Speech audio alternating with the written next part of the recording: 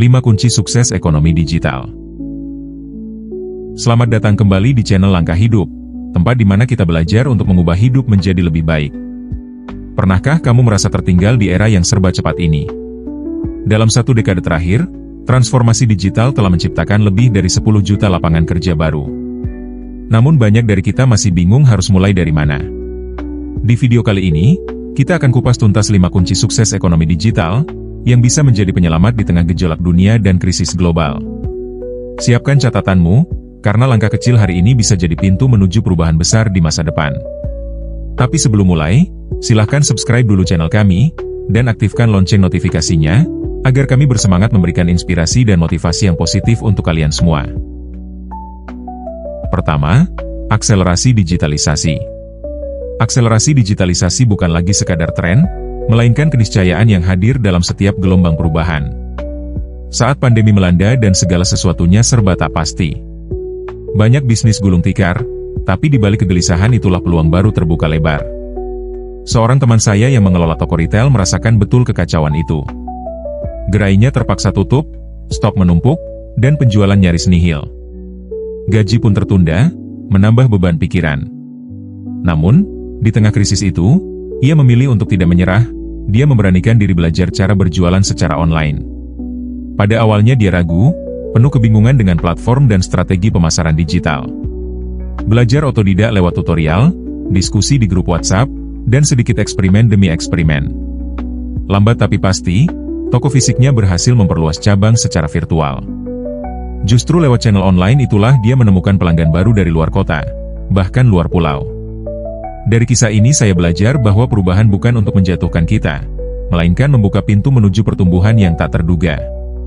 Seperti kata Jack Ma, dalam setiap krisis selalu ada peluang.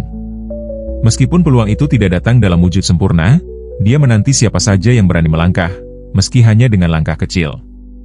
Jangan takut beradaptasi, mungkin disitulah jalan menuju keberhasilan kita berikutnya. Kedua, peluang baru bagi UMKM. Beberapa waktu lalu, saya mampir ke sebuah warung kecil di pinggir jalan. Warung itu tampak sederhana, dengan bangku kayu, meja lusuh, dan papan menu yang sudah memudar. Pemiliknya bernama Pak Doni, sedang sibuk mengepak pesanan sambil sesekali menatap layar ponselnya. Dengan ramah dia bercerita tentang kondisi warungnya sebelum pandemi.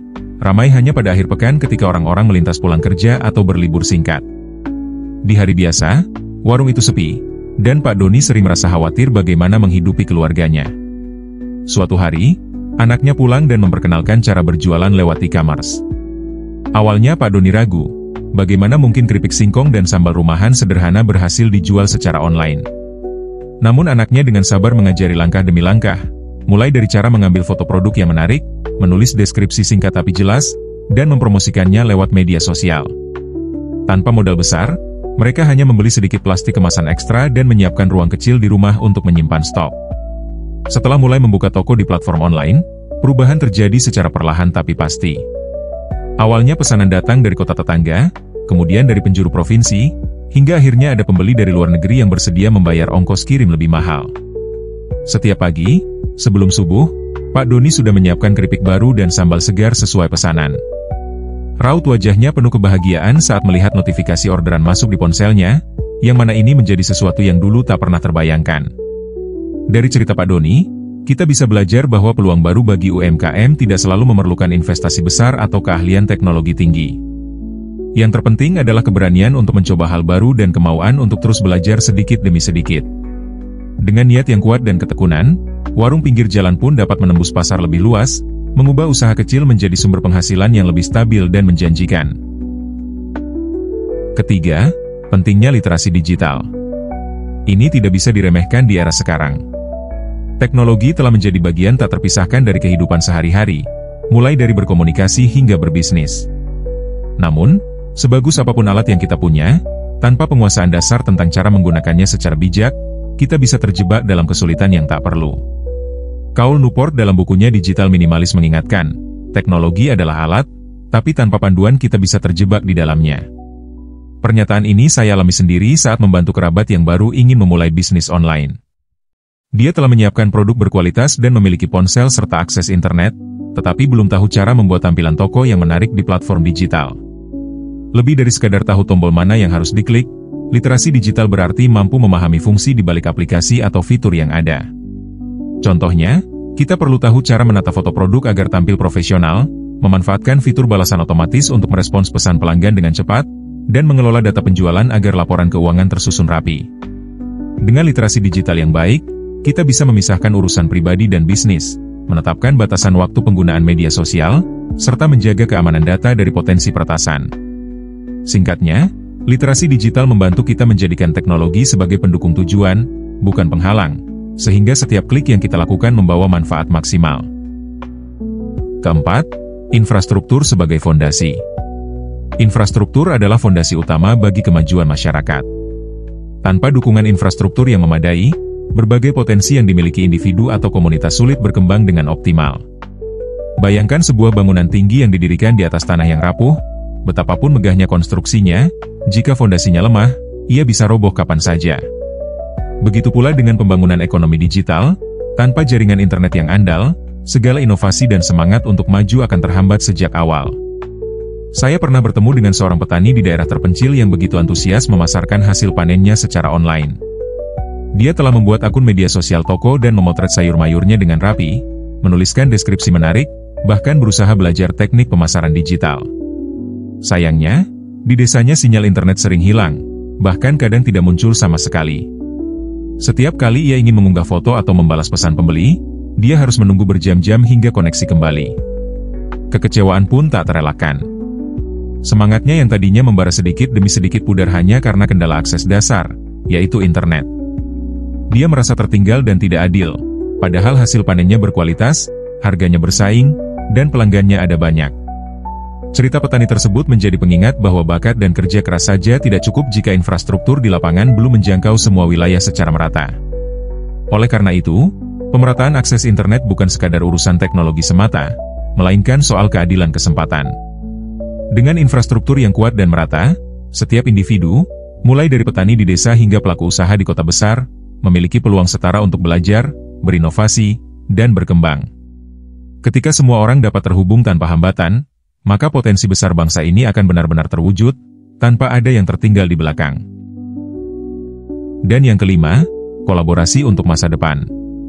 Di beberapa tahun terakhir, tren kolaborasi lintas sektor semakin tampak nyata. Pemerintah tidak lagi hanya membuat kebijakan sendiri, tapi aktif menggandeng startup untuk menghadirkan solusi digital yang lebih cepat dan tepat sasaran. Di sisi lain, komunitas-komunitas lokal mengadakan pelatihan online bagi pelaku UMKM, sehingga mereka bisa belajar memanfaatkan media sosial untuk memasarkan produknya. Bahkan, perusahaan-perusahaan besar kini tertarik bermitra dengan kreator lokal untuk menciptakan konten yang lebih dekat dengan gaya hidup masyarakat.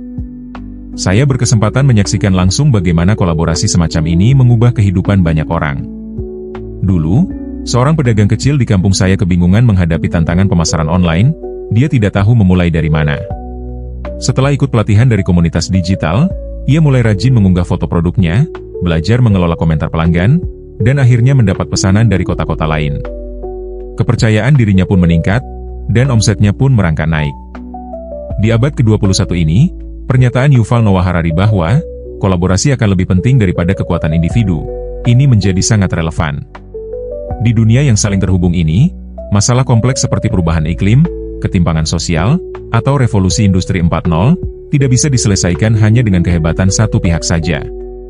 Dibutuhkan kerjasama antara pemerintah, pelaku bisnis, akademisi, komunitas, dan masyarakat umum untuk menciptakan inovasi yang berkelanjutan. Karenanya, hentikan anggapan bahwa kita harus bisa melakukan segala sesuatu sendirian. Mulailah dengan membuka diri pada ide dan keahlian orang lain, serta berbagi apa yang kita kuasai.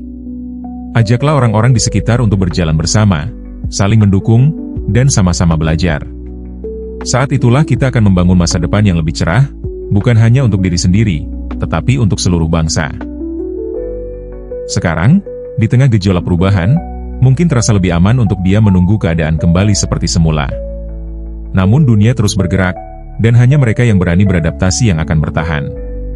Ekonomi digital hanyalah salah satu bentuk perubahan, tapi yang terpenting adalah hati dan pikiran yang siap mau belajar. Seperti kata Charles Darwin, bukan yang terkuat yang bertahan, tetapi yang paling mampu beradaptasi. Tidak perlu menunggu sempurna untuk mulai melangkah. Satu langkah kecil hari ini, misalnya mempelajari satu keterampilan digital, atau membantu orang lain memahami teknologi, bisa mengubah arah hidup kita di masa depan. Jadi, tanyakan pada dirimu, apakah kamu masih terikat cara lama, atau sudah siap menyambut dunia baru dengan semangat belajar dan kolaborasi? Setiap orang memulai dari waktu yang berbeda. Yang penting adalah keberanian untuk terus melangkah, sekecil apapun, dan dengan konsistensi. Harapan tak pernah benar-benar hilang. Ia hanya menunggu kita percaya dan bertindak. Semoga video ini bermanfaat. Jangan lupa like, share, dan subscribe untuk konten inspirasional lainnya. Tinggalkan komentar, langkah kecil apa yang akan kamu ambil hari ini. Tetaplah semangat, terus belajar, dan mari bangun masa depan digital bersama. Sampai jumpa di video berikutnya, dan tetaplah melangkah menuju kekayaan bersama Langkah Hidup.